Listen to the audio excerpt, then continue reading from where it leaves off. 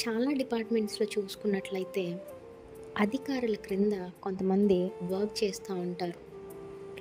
మరి అధికారులు చెప్పిన పని వీరు నమ్మకంగా చేసినప్పుడు, అధికారికి లోబడి మూవ్ ఆన్ అవుతున్నప్పుడు, అధికారి నుంచి ఎంతో కొంత బెనిఫిట్స్ వీళ్ళు చూస్తూ ఉంటారు. లైక్ ప్రమోషన్ అవ్వచ్చు, శాలరీ హైక్ అవ్వచ్చు, లేకపోతే ఎప్పుడన్నా మనీ అవసరం ఉంటే ఈ యొక్క అధికారులు మనీ కూడా హెల్ప్ చేస్తూ ఉంటారు. అంత మాత్రమే కాదు కానీ మరి ఇంకా ఎన్నో బెనిఫిట్స్ పొందుకుంటూ ఉంటారు.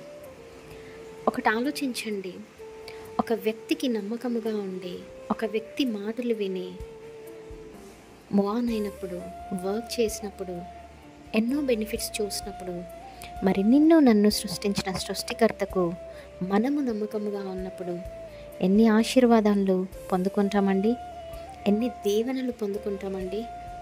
ఒక్కసారి ఆలోచించండి.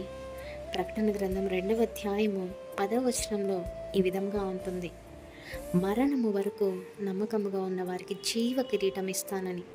మరి కొన్నిసార్లు మన పరిస్థితులను బట్టి కష్టాల గుండా వెళ్ళినప్పుడు, నష్టాల గుండా వెళ్ళినప్పుడు, బాధల గుండా వెళ్ళినప్పుడు, అనారోగ్య గుండా వెళ్ళినప్పుడు, ఆర్థిక ఇబ్బందుల గుండా వెళ్ళినప్పుడు మరి సాతానుగాడు భయపెట్టియాలని చూస్తూ ఉంటాడు. అప్పుడు దేవుని పైన నమ్మకము, విశ్వాసం ఉండకుండా పోతుంటుంది. మరి లేఖనం సెలవిస్తుంది కదా, నమ్ముట నీ వలనైతే నమ్మువానికి సమస్తము సాధ్యమే అని. మరి ఎప్పుడైతే ఎన్ని పరిస్థితులు గుండా వెళ్ళినప్పుడు ఖచ్చితంగా దేవుని పైన నమ్మకంతో, విశ్వాసంతో గనుక ఉన్నప్పుడు తప్పకుండా మన నమ్మకాన్ని బట్టి, మన విశ్వాసాన్ని బట్టి ఆయన మన పరిస్థితులను మార్చగలడు. ఆయన మనకు ఆశీర్వాదాలు, దీవెనలను దయచేయగలడు. ఆమేన్.